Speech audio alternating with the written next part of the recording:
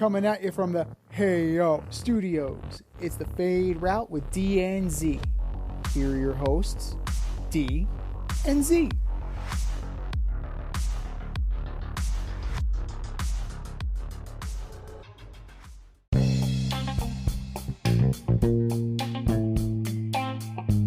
Coming at you live from the Ayo Studio. Hey yo. It's the Fade Route with D and Z. I am D. And we've got a great show for you tonight. We're going to talk about a frozen frenzy. The New York Jets take on the New York Giants. And the NBA season starts. But we get into today's show with breaking news. Emphasis on breaking. Brock Purdy entering the concussion protocol.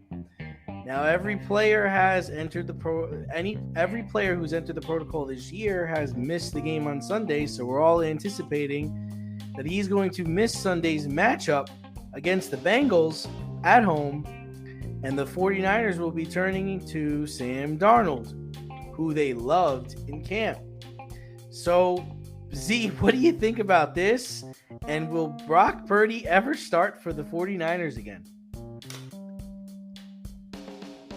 That train's never late. How many times do we have to say it? That train is never late for the San Francisco 49ers. They now have, correct me if I'm wrong, last week they did not have Christian McCaffrey. They did not have Deebo Samuel. And now they're going to be without Brock Purdy. No. Deebo didn't play. C-Mac played. C-Mac did play, but he is an oblique injury. So he's useless. Well, he scored there. I think he scored their only touchdown, or maybe he might have scored both their touchdowns. No. He might have scored both their touchdowns or one of their touchdowns. No. An oblique, he is going to be playing through an extreme amount of pain, and he is not going to give you what you expect. Especially now that your number one is now Brandon Ayuk, not Deebo. But their left tackle was definitely out. Their stud left tackle. Yep. Trent Williams. Yes, he was out. He did not play. And now you have Sam Darnold going in under center. Now, Brock Purdy the past 2 weeks has looked mortal. Right? And we knew this was going to happen. Right? You knew that this was going to eventually happen. You're not going to ride on that wave forever. Eventually, it's going to come down. Like, that's just life. You're not going to be perfect forever. You're not going to be untouchable forever. That line is not going to protect you forever. Deebo Samuel and Christian McCaffrey aren't going to be there forever. This is adversity. All right? And this is what the San Francisco 49ers need to go through in order to get where they need to go. And even though Brock Purdy was mortal, he wasn't bad. 21 to 30, 272, a touchdown and 2 picks. That's not bad. That's not great, but it's not bad. What about the week before? The week before that? 12 for 27, 1 touchdown, 1 interception, 125 yards. That's bad. Against the Browns. That's bad. Against the Browns. In Cleveland. So against the number 1 ranked overall defense. Yeah, he didn't have a concussion in that game. He also had 2 injuries. So McCaffrey went out, Samuel went out. And Trent. And Trent Williams. So this is the taste of adversity, right? Adversity introduces a man to himself, a wise man once said. And he will get his job back. Because Sam Darnold, we know what Sam Darnold is. Like, I know you love him. I know that you think he's some special quarterback. Love Sammy. He will be back on the bench as soon as Brock Purdy is healthy. Sam Darnold will be back on the bench. Now, this upcoming weekend, it's a little something because, we both had the Bengals in the Super Bowl. The Bengals seem to be turning a corner. These may be 2 ships passing in the night right now, right? Burrow seems healthier. at least. Mm-hmm. And that offense was humming. Mm-hmm. It's getting better. Now, you catch them at the right time with the injuries. You know, this is going to be a closer game, right? But you know, with the injuries that are hampering the Niners, you expect the Bengals to win. You do. Okay. Yeah. Like, there's a slight advantage to the Bengals. I would give them a slight advantage. 49er home game. 49er home game, but still, like, they're coming in. Chase, 2 weeks to prepare. Burrow. Yeah.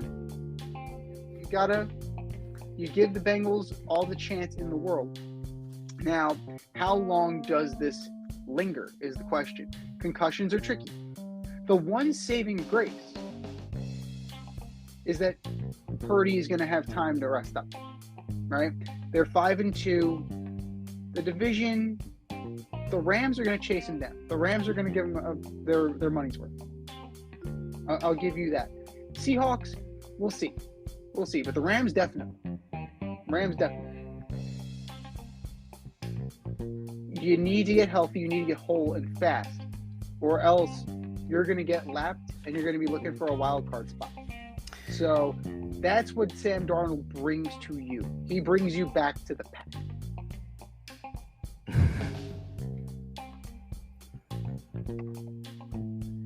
Yeah, I mean,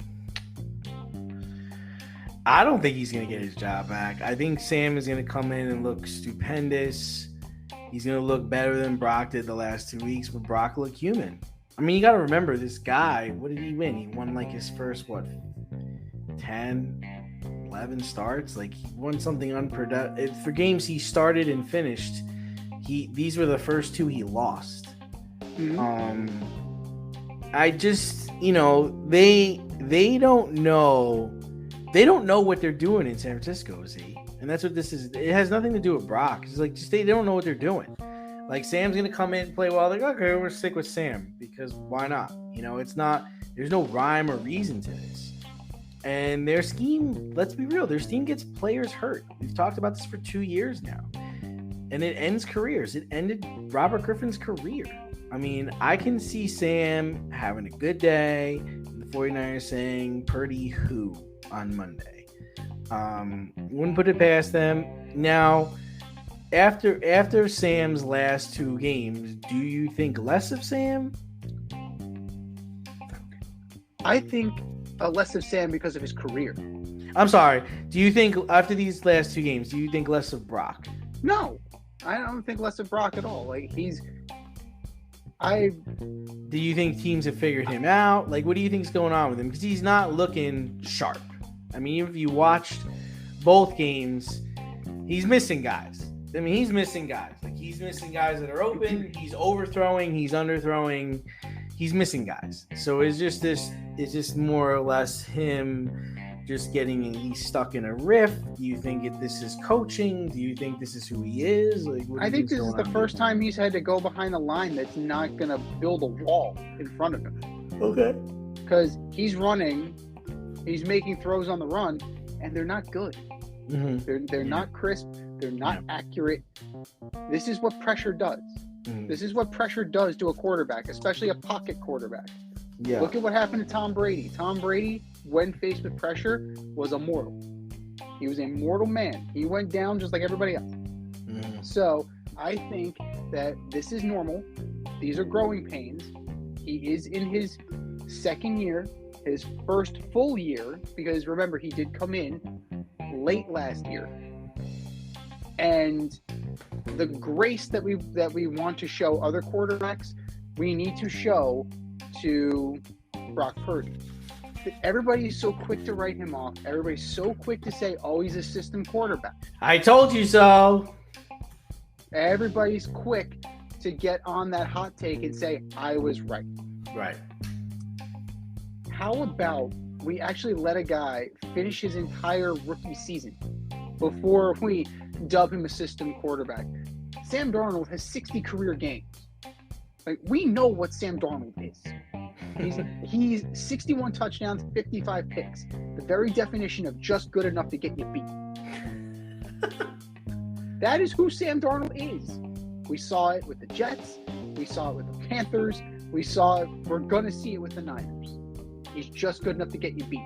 Not to mention, the Niners were in position to win the Cleveland game. They now have a kicking problem. They now have a place kicking problem. Jake Moody is not doing well. It's the Moody Blues over there. You let go of Robbie Gould because you wanted to get younger, you wanted to get cheaper. You got younger, you got worse.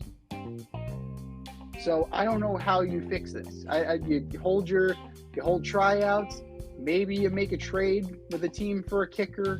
You know, like you can possibly pry away a kicker. Who knows? But the 49ers are starting to show that there are warts, that there are gaps in the armor. And they need to get right, and they need to get right fast. Avoid messy accidents. Get better stopping power with your brake pads. Callahan brake pads. You never know when you'll be driving in the road and there will be a truck tire that you need to avoid and save your family. Callahan Auto. We really care about what's under your hood. Speaking of getting right and getting right fast, as we transition out of the breaking news and into the show we had planned for you, and it's a king-size show. We're starting off with October baseball. The World Series is now set, and to the surprise of many, the Arizona Diamondbacks knocked off the Phillies in Game 7 and are taking on the Texas Rangers. Now, the 84-win Diamondbacks have a lot of young kids, a really young core. The Rangers have spent and spent and spent and spent. Seager, Simeon, DeGrom, Evaldi. They traded for Montgomery. They traded for Scherzer. The Diamondbacks were the last team in this new Rob Manfred playoff expanded system. So, who you taking in the series, and is Major League Baseball happy now that 2 years in a row that the number 6 seed has made it to the Fall Classic? Yeah, I mean, I think Major League Baseball got what they wanted, right? They wanted to let more people in, which they did. And when you do that, you water down your product and you get a long shot. And the long shot is, the Diamondbacks in this situation. One might argue this is one of the most unlikely matchups anybody would have thought would have happened even when the playoffs started. And you get one opponent on the other side who actually belongs there. I think the Rangers belong there. They beat the reigning American League champions to get there in 7 games.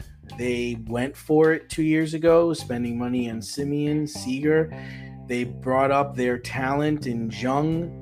They went and traded for guys like Montgomery, DeGrom, Scherzer. They signed them, but it's like they went for it and they got here. So this is everything a general manager could ever want. This is everything the Padres were trying to accomplish here, right? I think there'll be nerves on both sides, but that's a good thing, right? I'm not thrilled with the World Series, and that might be just because I'm bitter over what happened to the Braves and what happened to the Dodgers, but I'm happy the Phillies aren't there, and I actually think it will be a fun series. I don't really care who wins. There are players on the Rangers I enjoy, like Evaldi, Jung, Chapman, Monty, Seager, but I also don't want to see Scherzer win. I don't want to see DeGrom get a ring. I don't want to see that shit. So, I'll just be I'll be enjoying the game. That's fair. This bullpen, this Diamondback bullpen that they stumbled upon with Mantiply and Thompson and Salfrank and Ginkel, it didn't really come together. It didn't really gel until around the August trade deadline. And then they acquired Paul Sewell from Seattle. Yeah, a little gift from the Mariners, a little gift from the Pacific Northwest, a little manna from heaven there. But, you want to talk about another Met cast-off. Paul Sewell could not land a relief role with the Mets. Looks pretty good, doesn't he? Tommy Pham couldn't stick with the Mets. he looked pretty good in Game 6. So, I think this is going to be a really good classic matchup. You have this young group of kids, right? You have some veteran presence. You have, Lourdes Gurriel, you have Longoria, you have Christian Walker, you have Tommy Pham, and then you have like your Corbin Carrolls, who's probably going to win Rookie of the Year, your Alec Thomases, your Rivera's, your Gabriel Morenos, which the Diamondbacks fleeced the Blue Jays. They got the better catcher. They got, Christian Kirk. This could have been Christian Kirk. Instead, it's Gabriel Moreno. And Moreno is proven to be a hell of a catcher. So, this is the youth and gaining experience and confidence, the whole chip on your shoulder of nobody said we were going to do this. Lovello is pushing all the right buttons. And then you have Steady Eddie, been there, done that, Bruce Bochy. And then you have your veterans, right? You have your Simeons. You have your Corey Seagers, who just happens to be a World Series MVP. You have DeGrom, who, while not pitching, still pitched in a World Series, so he can impart some wisdom on some of these guys. Like Scherzer, he's pitched in a few World Series, right? So while he's not the old Max Scherzer, he can still impart some wisdom. And do you start him? Hell no. Hell no. Hell no. Hell no. Hell no. He's if you're using him effectively as an opener. 2 innings. Thank you, Max. Go sit down. Like, I think that's the strategy. So why not just put him in the bullpen? Because I don't know at 40 that he can warm up as quickly like that without pulling something. I mean, you and I are both pushing 40. So do you think you can get up and warm up in that time? It takes me an hour just to warm up to play cornhole. Right. Exactly. It takes me 20 minutes to get out of the house. So that's a problem. That's a major league problem. But I can really see this going 7. I think that, as good as the Rangers bats and as hot as the They're Rangers hot. They're bats hot. were, They're hot. They're hot. They're definitely So hot. were the Phillies. And they got shut the fuck down. Can you see other teams trying to replicate the Phillies model of, okay, we got 2 guys that can bitch and we're just going to score more runs than you, which is something they've been doing for 2 years now.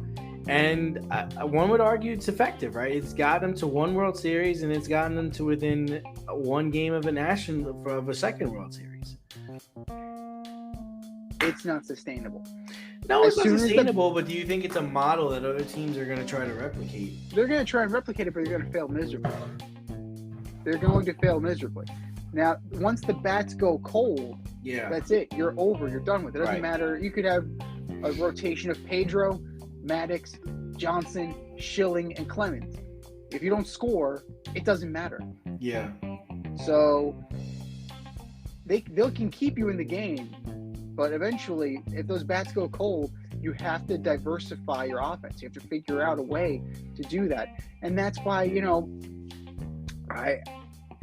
I think that they need a little bit more out of Trey Turner. Like as crazy as they may sound, what they're paying him, for what they're paying him and what he brings to the table, right?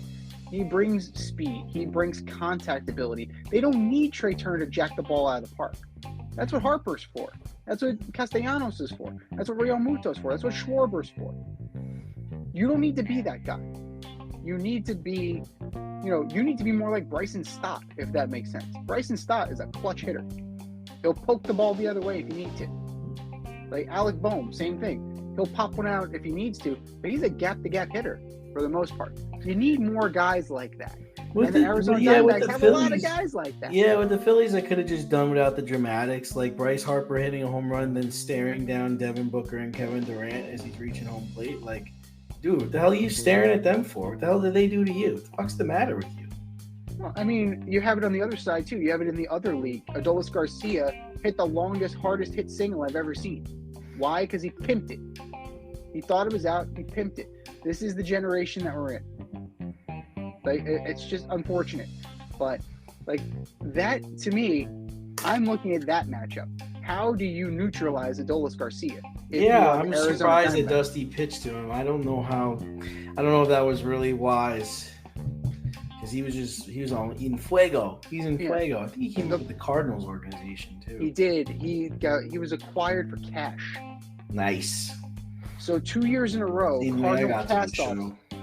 So 2 years in a row, Cardinal cast-offs are hitting a fuck ton of home runs and carrying their team to the World Series. Because Randy Arozarena was also on the Cardinals and in the Cardinals organization. Man, they just draft well, man. They're good stuff. But we do have one more baseball story for you. Yes, sir. Surprisingly, the San Diego Padres gave permission to the San Francisco Giants to talk to head coach Bob Melvin. After a Coke and a smile, the San Francisco Giants hired Bob Melvin as their head coach. This seems wrong just on so many levels, but I think it's actually happened before with Bruce Bochy. Does this make any sense to you? Here's what I find odd, right? You give permission for a team in your division to come and take your manager.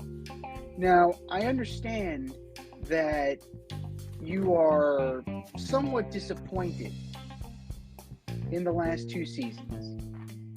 You know, you had a massive success, and then you just did not live up to the hype, right? You went from 89 and 73, you got to the NLCS, you lost to the Phillies, and then the next year you're 2 games over 500, and you're looking for your mouthpiece, and you're wondering what the hell happened. While a team like the Diamondbacks are now in the World Series. A team like the Diamondbacks who's set up for years to come because they're young and cheap.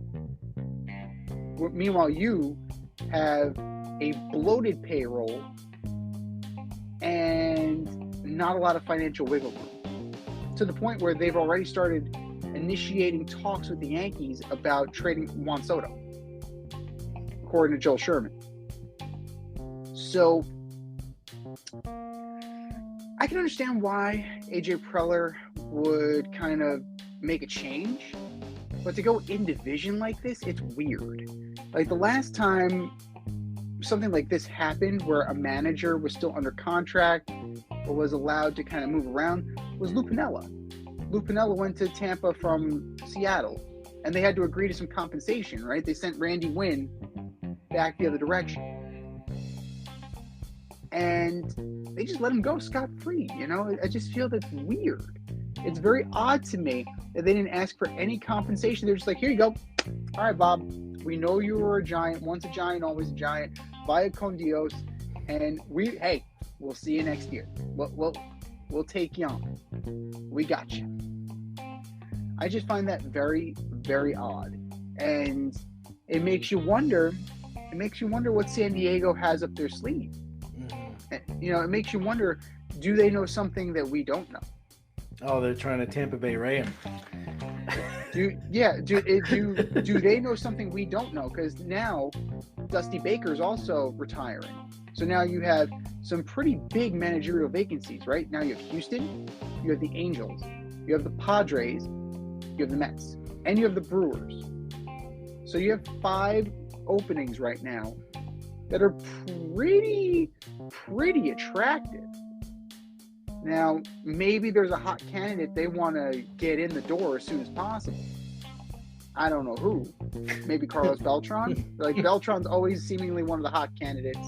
Maybe Joe Espada. Joe Espada's been knocking on the door for years. Like, I don't know. Like, the same way they want to get a move on moving Juan Soto, it seems like they wanted to move out Bob Melvin pretty quickly and quietly so they can go get somebody else.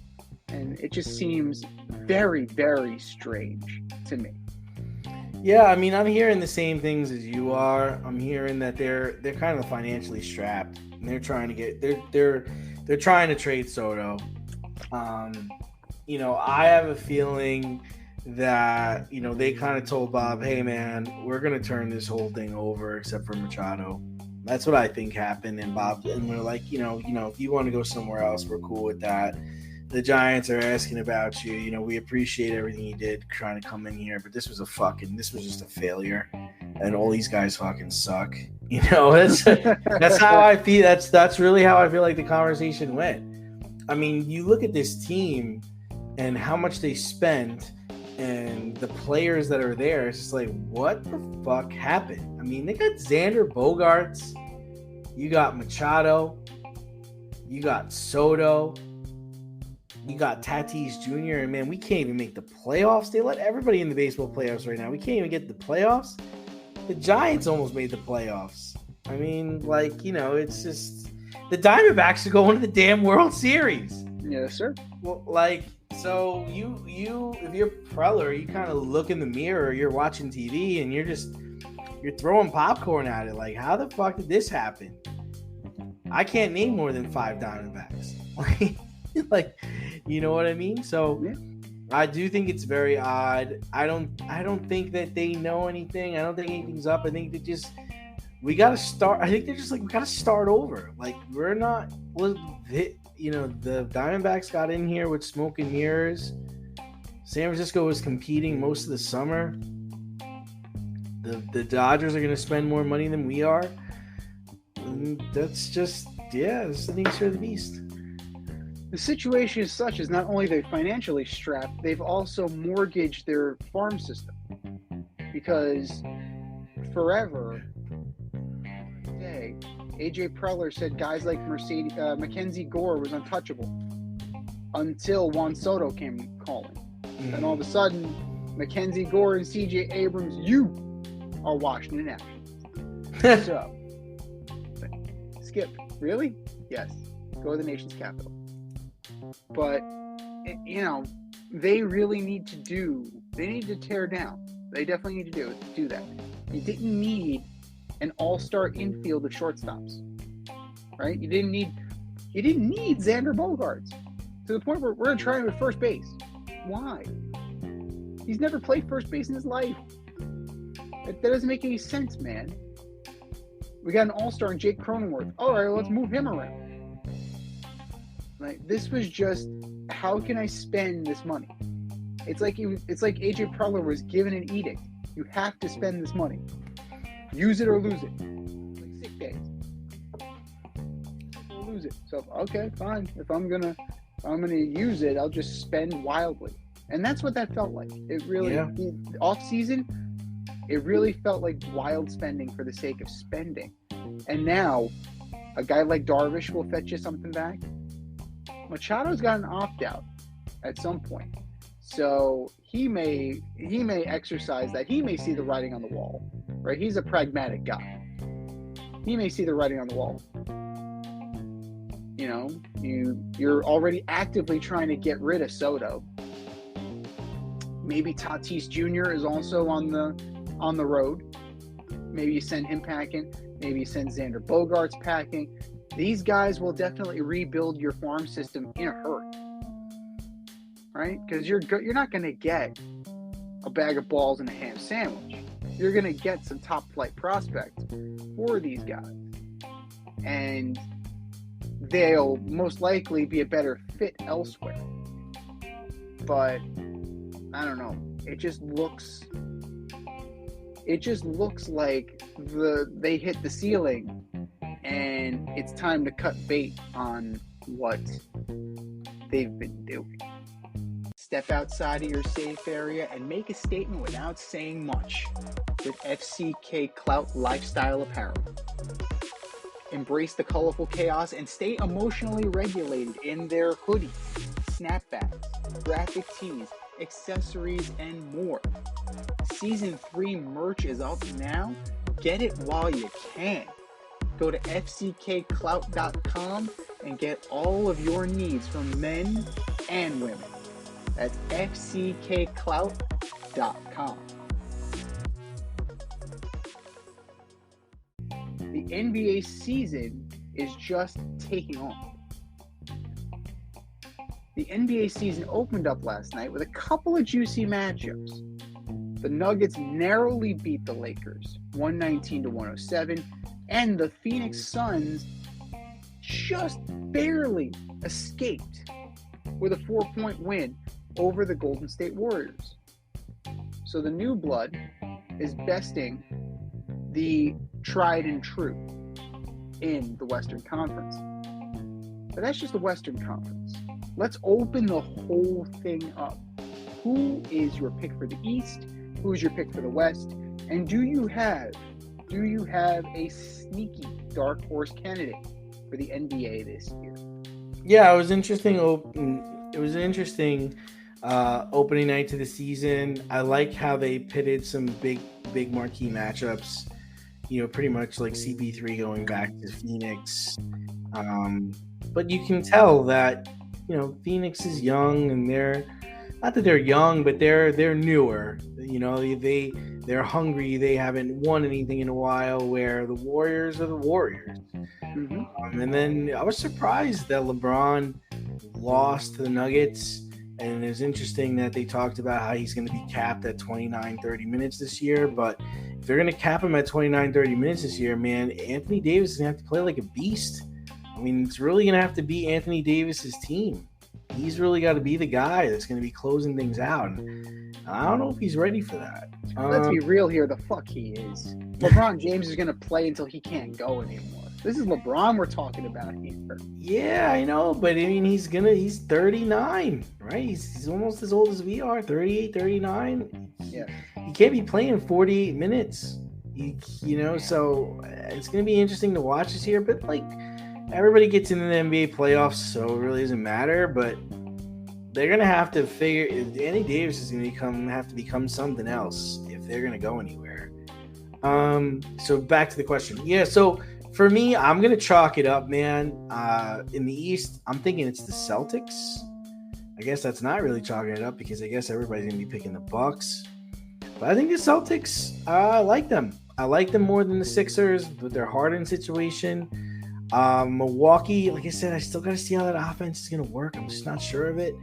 I think Atlanta gets better this year. Obviously, New York is going to be around, and the Heat. I like the Celtics more, and it really revolves around Porzingis.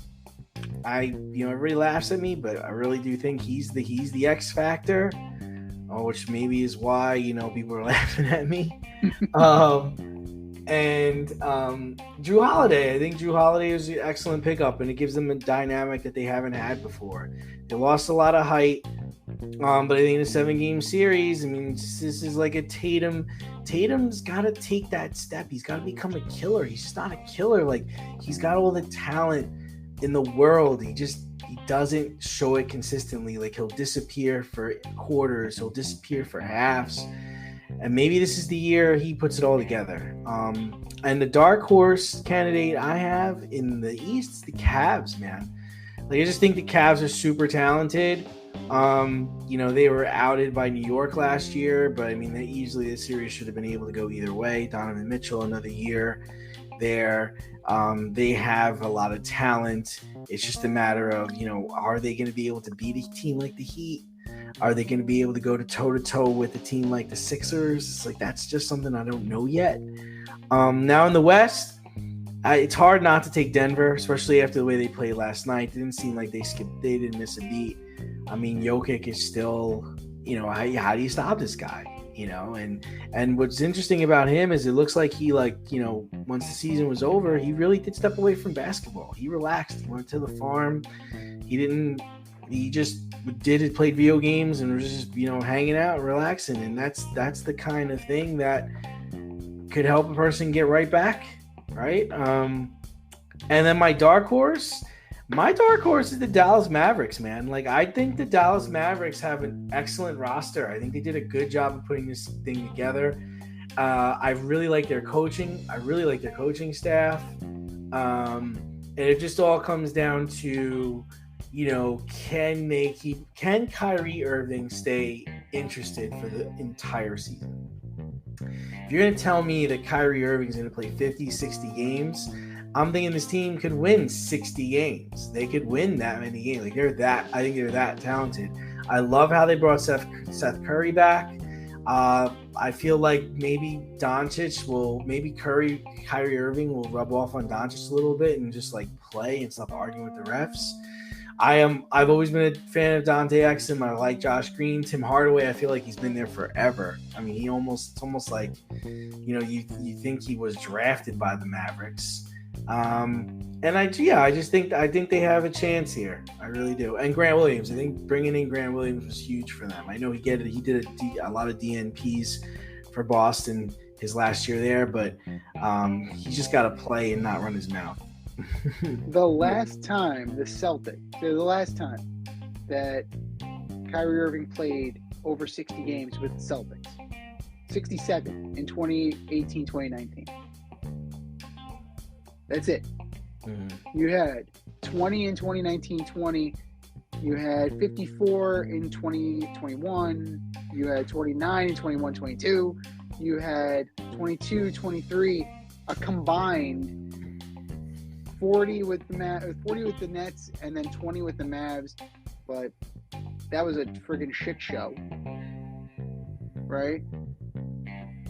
You can't count on Kyrie Irving. Like, I'm sorry. I know that he's super talented. You can't count on that guy. Yeah. So, you just can't. You can't. Now, as far as the Eastern Conference goes, it's hard not to see it as a two-horse race, right? It's very difficult to see any other team besides the Bucks and the Celtics. But then again, we thought that last year about the Bucks, and they got picked off in the first round when Giannis got hurt. Anything can happen. It's a crapshoot. So you can never count out Miami. The Sixers, I don't know what the hell's going on. Are you going to trade James Harden? Are you not going to trade James Harden? Shit or get off the pot. Now the Clippers. Well, he came back today. I don't know if you heard. He came back today. But I think he said he's not playing in the opener. Oh, yeah, he said. How about Nick Nurse saying, get the fuck out of here. Go away. Stand up to this guy. He's not long for this team, but the Clippers, according to Woj, they're kind of pumping the brakes here. They're pausing on their pursuit of James Harden because they want to see what they have before they make a move. So until otherwise, I'm not touching the Sixers. The Raptors are regressing. Hornets, I don't know what they are. If you're looking for dark horse candidates, Cavs are a good bet. The Bulls are decent. The Knicks. Even the Pacers. I could see the Pacers making some moves this year. Like I could definitely see them kind of being above that play-in tournament threshold. But it kind of has to be the Bucks. Just it has to be based on what's going on, based on what they did in order to make Giannis happy. Like this feels like all in, and rightfully so. They now have a big three. They haven't had a big three. Like Drew Holiday was nice, but he wasn't a big three. Right. So you now have a legit big three. Even the Hawks can make some noise. The Hawks could definitely make some noise. Another year of Trae Young doing Trae Young things. Going over the West, I mean, there's a huge gap, right? You're looking at the Nuggets, the Suns, the Lakers, the Warriors, and even there's levels within them, right? Like, I don't necessarily think the Lakers are above the Warriors. They're just kind of there. Now, can the T-Wolves get out of their own way? That was a resounding no last year. Can they mature? If they can mature, I can see them doing big things. If they mature. That's a big if. The Kings, I'm still not sure about. Are they an aberration? Last year took a lot of people by surprise that the Kings were that good. So it's hard for me to pick them ahead of some of these other teams. So I'm looking at the Kings like around the 5th or 6th. Wow. A little bit below where they were last year. but still very good. The Grizzlies are going to drop off. Like that's my team. That's major slide. Expect a major slide. They lost Adams. They lost Ja for 25 games. And I mean, addition by subtraction, really. They lost our man Dylan Brooks. So they're not going to lead the league in ejections this year. So there's that. So, I mean, it's very hard for me not to see the Nuggets, right? Because nobody has, outside of Minnesota, nobody has the interior to match up with Jokic. And even then, Jokic is better than Rudy Gobert. So, if the T-Wolves have their shit together, it's possible they can knock off the Nuggets. Because they have the necessary tools with Karl Anthony Towns, Gobert, Anthony Edwards. Like, they match up pretty well. They match up with Denver. Like, that could definitely be a dark horse kind of pick. But until otherwise noted, to be the man, you got to beat the man. And I don't see anybody who can match up with the Nuggets on that level. So, yeah, this is going to be another chalk. But that's the NBA for you. Yeah. That's the NBA. The NBA is a chalk league. Like, I don't want to hear that. I don't want to hear that from people sliding in our DMs. No, the NBA is a chalk league. Very, very rarely do you get a team like the 2004 Pistons. Actually, that was the last one you had. So, yeah, the Miami Heat, they've been in the finals 2 of the last 3 seasons. So I would say they're more of the establishment than a dark horse. Are you in need of air care maintenance or service? I have the company for you. Air Care Technicians. They service the Westchester and Northern Bronx area and can help you with all your heating and cooling, maintenance, and service needs. Just give them a call at 914-315-1547. Again, that's 914-315-1547. Or shoot them an email at aircaretechnicians@gmail.com. These guys are the real deal as they are veteran-owned, licensed, and insured. Make sure to tell them that D&Z sent you. Speaking of outside the box, I was out of pocket. Never mind the box. Like, I was outside the box. I was out of pocket. I was, like, beside myself with the Giants' victory over the Commanders. Yes, I picked the Commanders. But I was very surprised to see how well they moved the ball, how they played defensively, how they actually looked like a real legitimate football team. And we have a really big game in our market. We are a New York-based show, and we have a big game in this New York/New Jersey market. The Jets are taking on the Giants. Technically, this is a Giant home game. Both teams are coming off big wins. The Jets got to celebrate on the bye. They got to rest and digest that. They're going to embarrass another quarterback, or at least they're going to try to. And the Giants are going to show that they know how to play defense, right? Wink Martindale's got them playing. So what is the storyline for the game this weekend? And what will the headlines be come Monday?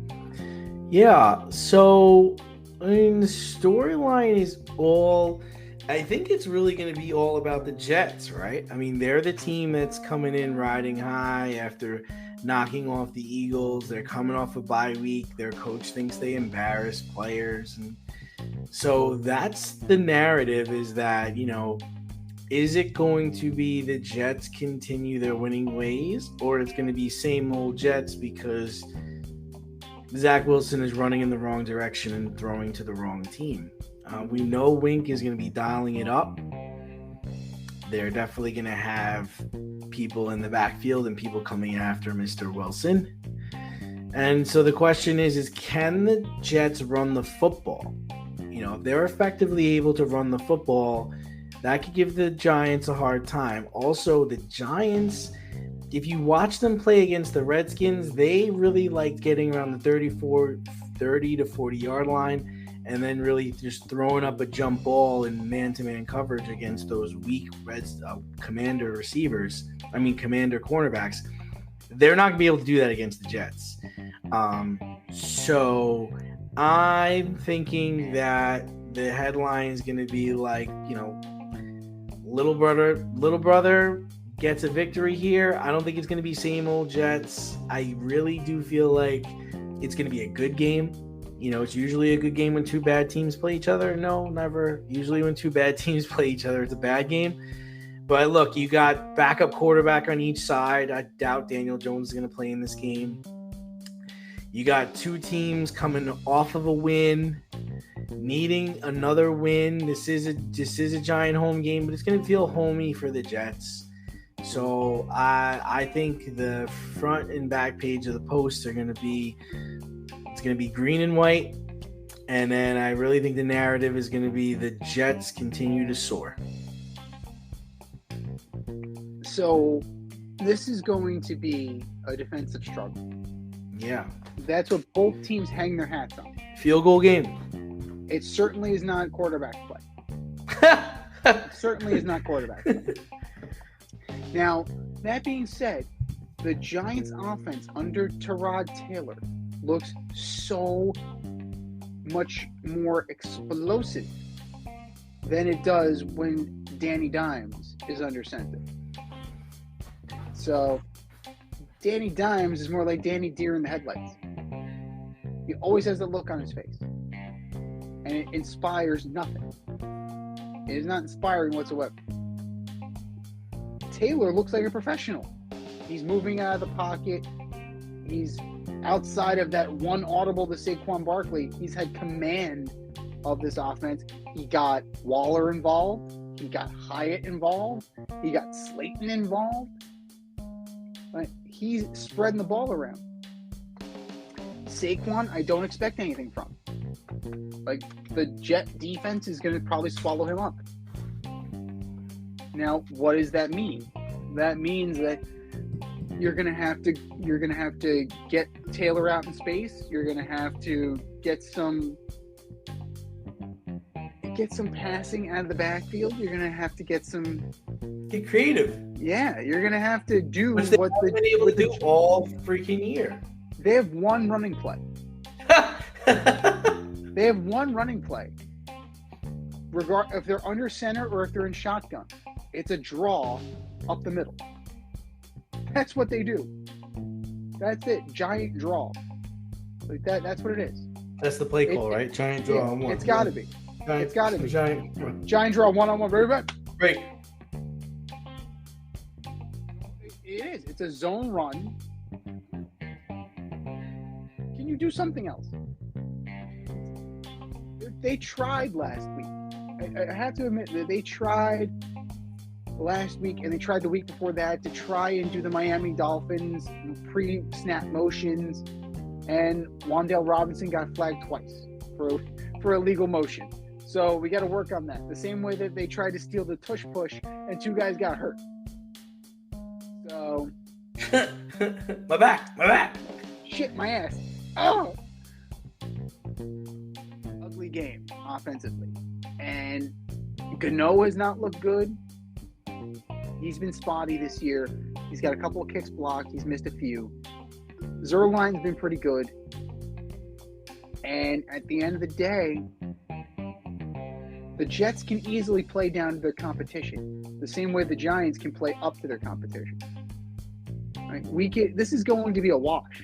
I can really see this being like a good game, but still a wash, where it's really only a field goal. And in the end, like if the Giants happen to pull this out, that headline is going to say "Gag Green." Yep. So this is true. Yeah, but the other way, if the Jets are able to hang on, it's going to be Big Blue, BLEW. So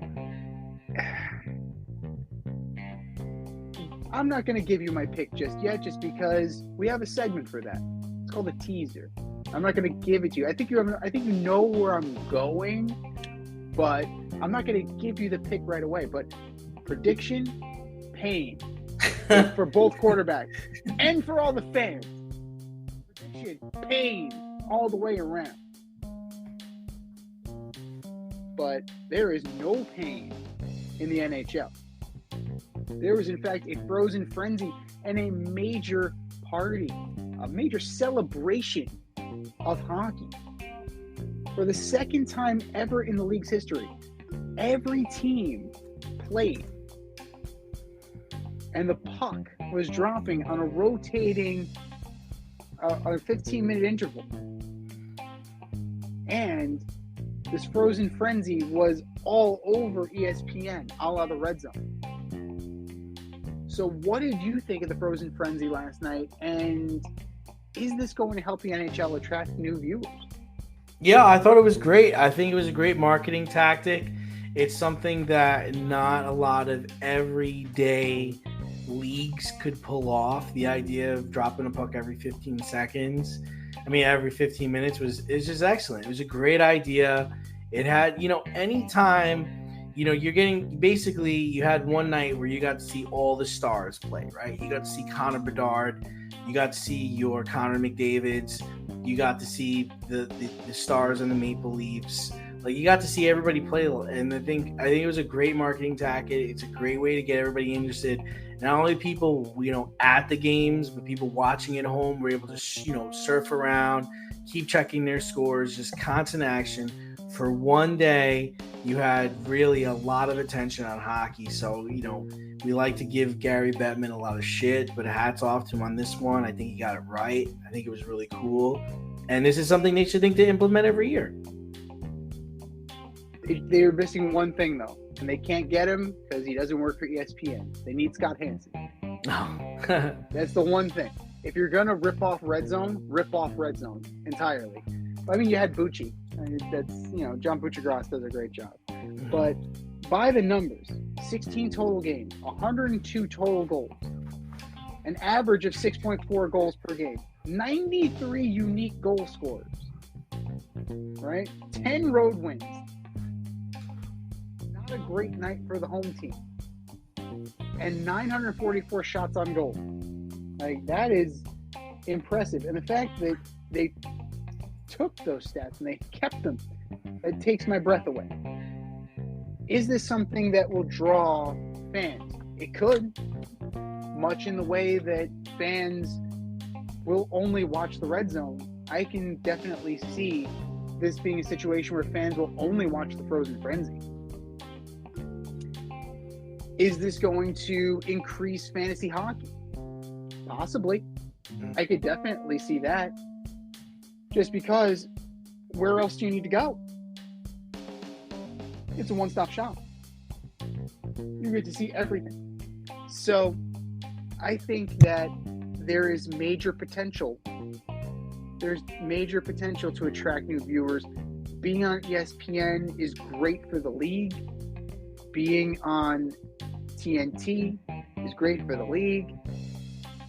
And having the involvement of guys like Gretzky, right? Having Bissonnette from Spittin' Chicklets as part of the broadcast. Having PK Subban, having Mark Messier. These are all great ambassadors for the game, right? They're going to help grow the game. And their participation in this, even Chris Chelios. I didn't mention Chris Chelios, Ryan Callahan, all those guys. I think that the improvement in the broadcast, the improvement in the delivery, the appeal, the direct appeal to new fans that may not understand the speed of hockey, may not understand the physicality of hockey. The people who just think of it as, soccer on ice or basketball on skates. There's a real beauty to the game. There's a real speed to the game. There's a real intensity. And the more you're exposed to it, I think that it's definitely going to attract a new audience, a bigger audience, and I think that eventually, right, you're going to see the needle move. Because ultimately, look at what's going on in a bigger picture situation, right? Austin Matthews is from Arizona. Yeah. He's from Arizona. Was a dude from Arizona playing hockey in Toronto. Come on now. You have warm weather people, right, playing a cold weather sport. It's very interesting. And that's happened in recent history. The next generation, with the exposure to the Bedards, to the McDavids, to the Matthewses, it can only serve to grow on an even larger scale. Great move by the NHL. Great move by Gary Bettman. No, we don't say that a lot, but good job, Betts.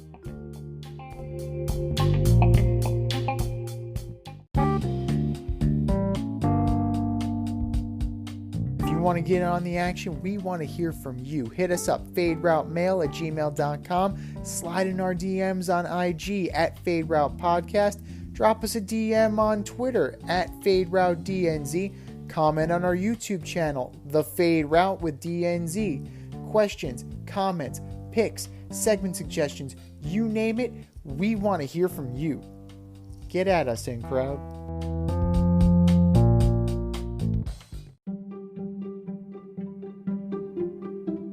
The choice is yours. Swipe left or swipe right.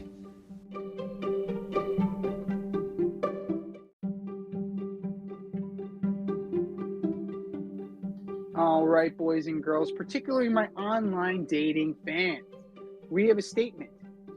And it's either swipe left if you disagree or swipe right if you agree. Swipe left or swipe right. Number one, Victor Wembanyama as the MVP and the Rookie of the Year this year. Yeah. I think it's only been done twice, right? Something like that. Sounds about right. Yeah, I think it was done by Wilt Chamberlain and I want to say Wes Unseld. I am going to go with swiping right on this. I think it's a huge possibility.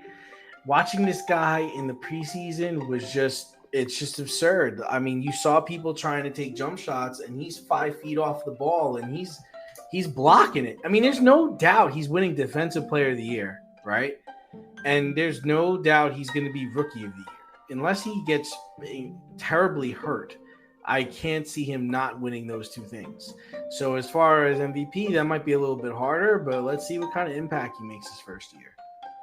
Let's see what happens when he goes up against Jokic down low before we crown him, right? In the words of Dennis Green. But let's see what happens when he goes up against a guy like Rudy Gobert, a guy like Jokic. Not everybody's as soft as Anthony Davis now. So, and you were right. It was Wes Unseld and Wilt Chamberlain. Nice job. Right? Yeah. Good job by you. Nice. Now, I'm swiping left. Rookie of the Year? Sure. MVP? No. It's tough. No. It's tough. Not even. No way. Not even LeBron and Carmelo did it. No way. But Defensive Player of the Year? Jokic, Gobert, he's got tough competition. So he may have a shot, but I don't even think, he may finish second or third. Rookie of the Year, absolutely. You can have that. That's a given. MVP? No, I can't do it. I can't pick a rookie over a Giannis, over a motivated LeBron. It wouldn't surprise me if LeBron had one more MVP season in. And the media, if he's good enough, they'll trip over themselves to give him MVP. That's what they do. Steph, a motivated Steph, a motivated Kevin Durant. Right? The MVP conversation is a very loaded conversation. right? Jason Tatum. If Jason Tatum does well, he'll get some votes. Jimmy Butler. If Jimmy Butler is single-handedly dragging the Miami Heat in the upper echelon of the Eastern Conference, he's going to get some votes. So you're going up against some grown-ass men. You know, the little engine that could. San Antonio is going to be a nice story. A nice story. Maybe a 10 seed. Maybe a 10 seed. You're getting the play-in tournament. But I don't see him unseating these other guys just yet. Swipe left or swipe right. Number 2, Max Scherzer. Swiping? Just Max Scherzer. Just swiping left, man. I want no part of that guy. Like, old noodle arm? No way. I mean, you just know, like, when he comes in, it's going to be 2 innings and 3 runs. Like, that's what he's going to do. Like, it's a wrap. He's done. Like, he's been done for, like, 3 years now. Ever since he was with the Dodgers and they were going against the Braves, and I think of the championship series, and he literally had dead arm. He's like, I can't throw anymore. And so that was it. That was the end of his career. And then the Mets decided to go get him for 2 years, and now he's with the Rangers. Like, dude, it's a wrap. Don't need any more Max Scherzer in my life. I'm swiping left on him. I had a front row seat to the Max Scherzer show. Nothing was ever his fault. There's a million excuses. He's an old Max Scherzer, not the old Max Scherzer. But I will give him a little bit of the benefit of the doubt for this reason. When used effectively, right? 2 2/3 innings in Game 7, he put up respectable numbers. So maybe he's that guy now. Maybe he's an opener. Maybe Bochy figured out how to use him because he went 4 innings and he got lit up for 5 earned runs in his previous start. There are flashes of what he used to be. Against the Blue Jays, he went 5 1/3 of scoreless balls. But then against the Astros, he got lit up. So there's an inconsistency that comes with age, right? There are days when you can be your old self, and then there are days when you just don't have it. And you got to figure out ways to make it through the day. He's done. I'm in agreement with you that he's done. But you might be able to squeeze just a little bit more out of the tube if you deploy him the way that Bochy is deploying him. At least the way he deployed him in Game 7 of the ALCS.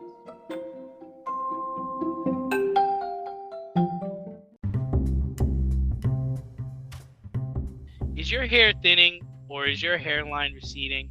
Scalp micropigmentation will fill in the areas where your hair is missing by creating a short buzz cut look. Micropigmentation is a non-invasive procedure that will create the illusion of hair follicles for 7 to 10 years. For people with alopecia, this could be a permanent fix. For people with scars on their scalp, this is a great way to camouflage a scar. Don't lose confidence or feel like you need to wear a hat wherever you go. Marquez Studio is located in the Bronx and is open for all your scalp micropigmentation needs. Consultations are free and appointments can be made any day of the week. Get your hairline back with scalp micropigmentation. The techs at Marquez Studio have over 30 years of haircutting experience and can assist you with all of your questions. Call to schedule a consultation today, 646-221-8728. You can also visit them on Instagram at Bronx Marquez to see their gallery and view all their satisfied customers. Again, that is Marquez Studio, located in the Bronx, New York, 646-221-8728.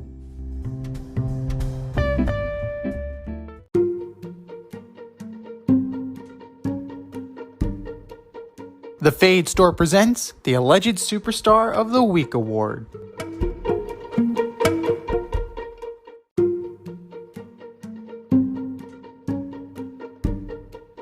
All right, boys boys and girls, you know what time it is. It's time for the alleged superstar of the week. You know how it goes. We put up a poll on our X account at FadeRouteDNZ, and you vote. And you vote, and you vote, and you vote. And the winner of said vote gets a shout out on this here show. And they take home the coveted ass trophy. And do you know who took home the coveted ass trophy this week, D? I don't. Davante Adams. That guy. Davante Adams. Be a better teammate, Davante. Be a better teammate. But that was last week. This is this week. Who are your nominees for Alleged Superstar of the Week, D? All right, so first up, I've got the Philadelphia Phillies up 3-2 on the Diamondbacks, and you blew it. You blew it. It takes so much pride in saying the Philadelphia Phillies are my Alleged Superstar of the Week. Number 2, Caleb Williams loses again against Utah, and this time 0 touchdowns and 0 interceptions. Maybe USC should ask for some profit sharing if a team drafts you. And last but not least, the Detroit Lions. We thought you were finally turning the corner. We had people picking you on live television to go into Baltimore and beat Baltimore, and you get shut out in the first half, 28-0. And you go on to give up 10 more points and only score 6. Yeah, the Detroit Lions, you are definitely the alleged superstar of the week. Yeah. Yeah. Yeah. I can't really, what more can you say about that other than, yeah. Let's start with the officials of the Cleveland Browns Indianapolis Colts game. How do you call those pass interference penalties? How do you keep the Browns in the game and job out the Colts the way you did? Where on replay it is as plain as the nose on your face that those were not penalties. This is why everybody's calling for robot umps in baseball, right? This is why people want to replace officials with machines. Because glaring stuff like this, officials of the Browns and Colts game, you are my alleged superstar of the week. Chris Olave,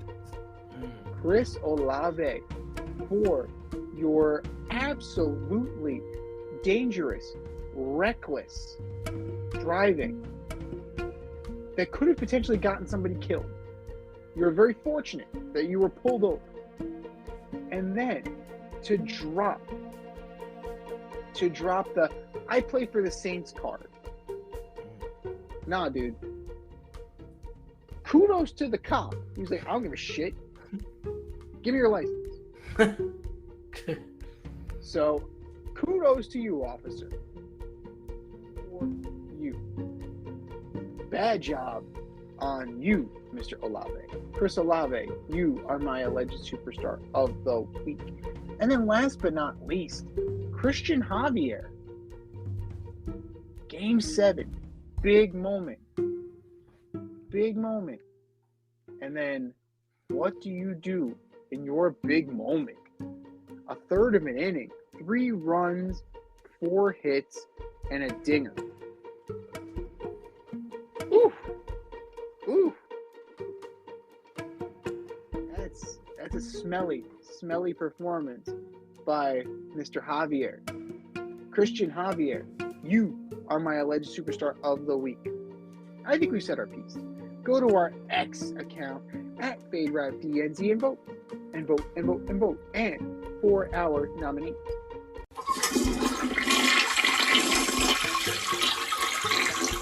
Just do better, boys. Just do better.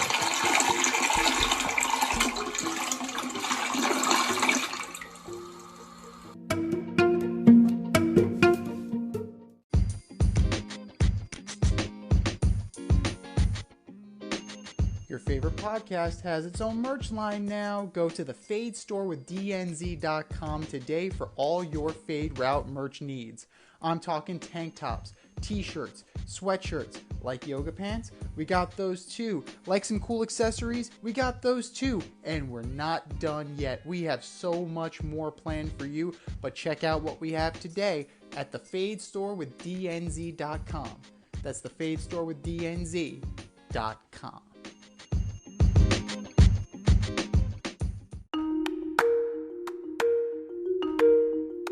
Let's run the option and give you our picks for the week.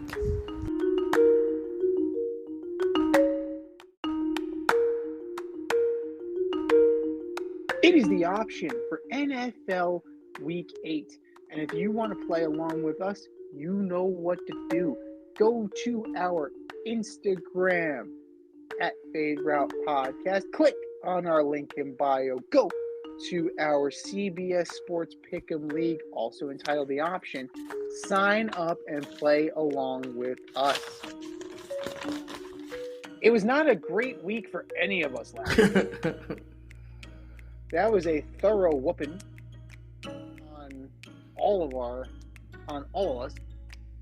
You took home the win for the week with 6 wins.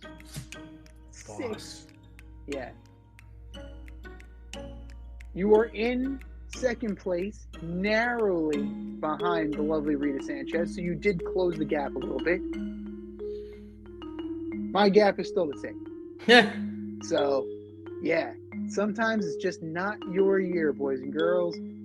You're on top one year, and then not so great the next. But them's the breaks. Let's see if things start breaking our way this week. Starting with the Thursday night game. 8:15 Prime Video. The 3-3 Tampa Bay Buccaneers go into Orchard Park to take on the suddenly struggling 4-3 Buffalo Bills. Yeah, I would think Buffalo would wrap this up. I have a hard time believing that Baker could go up there and win a game. Buffalo is playing ugly football right now, man. They lost to the Patriots, for Christ's sake. So, I don't know. Some things, you would think the Patriots would be the cure for what ails you. But now, I don't know. Tampa Bay is not a bad defense. Bills are hurt. Their defense is hurt. Fuck it. I talked myself into it. I'm going to take the Bucs. Let's see what happens. Sunday. The 3-3 Houston Texans, led by C.J. Stroud, go into Carolina to take on the 0-6 Panthers and number 1 overall pick Bryce Young. Texans. Yeah. Panthers 0-7. Yeah. That's bad. At what point do you really consider having Andy Dalton take this beating? When does Andrew Dalton get in this game? He's there for a reason. It's a thought. I don't know. I don't get it. I just don't get it, and I don't like it. The 3-4 Los Angeles Rams go into Jerry World to take on the 4-2 Dallas Cowboys. Dallas. I've had 2 weeks to prepare for this game. They should be able to win it. Might be a high-scoring game. This is going to be tough, right? Rams coming off a loss. Cowboys had 2 weeks to prepare. Dak against that defense does kind of scare me. But then again, Stafford against the Cowboys scares me too. Narrowly, I'm going to take the Cowboys. But it wouldn't surprise me if the Rams pull this one off. Speaking of pulling it off, the 3-4 Vikings, and now that Cousins isn't going anywhere, in the hunt, go into Lambeau to take on the 2-4 Green Bay Packers. Vikings. Vikings get to 500. I'm not impressed by Jordan Love as of late. Yeah. So maybe, just maybe, the Vikings can make their move. The 3-4 Saints go into Indianapolis to take on the 3-4 Indianapolis Colts. I would take the Saints. Even without Chris Olave, you think he's going to play this He should weekend? play. He practiced. I mean, he's driving recklessly, but he didn't. It wasn't a DWI or DUI. He just was driving recklessly. Just it's just reckless driving. It's okay. I really don't like the fact that he dropped the "I play for the Saints" in the video. That's pretty. Cool. Yeah, no, that's pretty ridiculous. That's Damon Arnett bad. That's Henry Ruggs bad. That's Dante Stallworth bad. You can't do it, man. You can't do it. Potential legend superstar behavior there with yeah. I'm gonna go with the Colts. They got jobbed last week. They definitely got jobbed last week. But Minshew looked good. I had to eat some crow on that. I think he gets another week of magic and then he starts to kind of fade back into obscurity. The 2-5 New England Patriots go into their house of horrors, Miami, to take on the 5-2 Dolphins. Miami. Does Tyreek Hill play? Is the question. I hope so. He's questionable. I know. Do they even need him to beat the Patriots? Yeah, I do. I think. Oh, maybe not. I don't know. We're gonna find out. He's trying to get to like over 2,000 yards, so I'm pretty sure he's gonna play. Yeah. Either way, take the Dolphins. Oh boy, this is it. This is the moment we've all been waiting for, boys and girls. The 3-3 Jets Jets go into MetLife Field, which happens to be their home. Yeah, MetLife Stadium. Yes. To take on the 2-5 New York Giants. I'm taking the Jets, the Jets. I'm taking COVID. Oh, God. Again, it just comes down to they really just have to win their games. They have to win their games because they talk so much shit. It's that 2 bowls of shit theory. Like, which bowl of shit smells less? I'm going to hold my nose, and I'm going to take the Giants. I'm a sporting man. I'll take the Giants. They've shown enough defensively, and Zach Wilson is nothing to write home about. So the Jets could play down to their competition. At least that's what I'm hoping for. The 5-2 Jacksonville Jaguars go into Heinz Field to take on the 4-2 Pittsburgh Steelers. Wow. Pittsburgh Right. playing well, huh? Right? TJ Watt taking the lead. A tough one. I'm taking the Steelers. Upset. Huh. Interesting. Yes, I'm gonna take. Yeah, I like it. It's a bold strategy. I'm gonna take the Jags. I don't know. I just don't think that Pickett is as good as they need him to be. Najee Harris definitely is MIA. Yeah. They need more. That's really crazy. Steelers need more. The 4-3 Atlanta Falcons go into Tennessee to take on the 2-4 Titans, possibly with Will Levis under center. Wild how that's coming apart. Do you think they start to cut bait with players? Think they're going to trade King Henry? They already traded Kevin Byard. Yeah. Kevin Byard's an Eagle. Fire sale, yeah. Yeah, it's going to be a fire sale. Falcons. Oh! Falcons. Oh! Now, Levis starts, but Malik Willis is going to get time because Will Levis is not going to be ready for prime time. The 6-1 Eagles go into Landover, Maryland to take on the 3-4 Washington Commanders. The commies, huh? Yeah, I'm taking the Eagles. I'm going to take the Eagles as well. This will not be fair. And Jonathan Allen will be talking about 7 more years of this bullshit. We're into the 4 o'clock hour. The 4-2 Cleveland Browns go into Lumen Field to take on the 4-2 Seattle Seahawks. It's a tough one. It's a tough one to pick, but I'm going to go with the Browns just because their defense has been outstanding. No Deshaun Watson again. PJ Walker is going to get the start for the Browns. I'm going to take the Hawks. Narrowly. That defense plays in Cleveland, but I think Geno's going to have something for him. And let's be real here. The Seahawks defense isn't bad. Pretty darn good. No, they just picked up Frank Clark. Yeah. And Witherspoon is really good. Witherspoon is going... I can argue that Witherspoon is better than Sauce Gardner. Maybe. The 5-2 Ravens go into Arizona to take on the 1-6 Arizona Cardinals. Ravens. Their defense is playing well, too. Their defense is playing well. And, yeah, the Cardinals are just...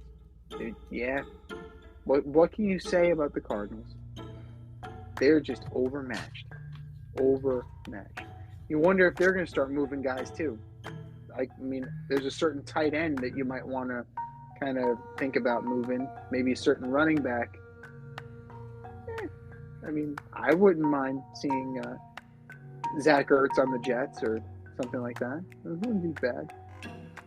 The 6-1 Chiefs go into the Mile High to take on the 2-5 Denver Broncos. You know, Russ is actually having a decent season. He's like a top 10 fantasy quarterback, believe it or not. But I am going to take Kansas City.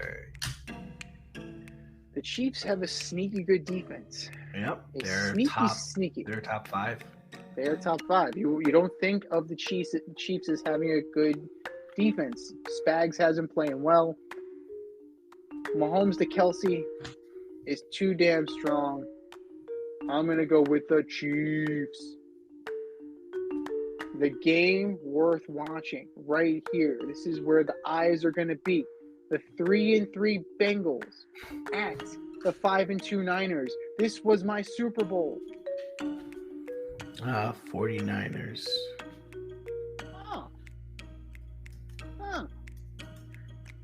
I think the Bengals. I'm going to take the Bengals just because they seem to be rounding into shape, and that train's never late with the Niners. Mm-hmm. Good luck to Sam. He's going to need it. Your Sunday night special, the 2-5 Bears, led by Chicken and Bread, go into SoFi to take on the 2-4 disappointing I almost said the S word. The Los Angeles Chargers. The Chargers better win this game, man. I'm taking bread and chicken. I can't believe I'm saying that. I'm taking the Bears. I'm going to take the Bears because I can't trust the Chargers, man. Can't do it. Can't do it. And it's their fault that I can't do it. Because Staley shit coach, Herbert is injured. It's just unimpressive. Disappointing. Terrible. And your Monday night delight, the 3-4 Las Vegas Raiders go into Detroit to take on the 5-2 Lions. Gotta think Detroit will rebound, right? You hope so, because that was a whooping. There was an absolute ass whooping put on them by the Ravens. And the Raiders, what's their quarterback situation? Is it going to be Brian Hoyer again, or is Jimmy? I don't know. I don't know what's happening with Jimmy. I would think Jimmy's going to be back. That uncertain one-game thing, but he'll be hurt again. You can count on that. Speaking of the train not being late. Oh, he's still not medically cleared to return. So probably Brian Hoyer or Aiden O'Connell. So either way,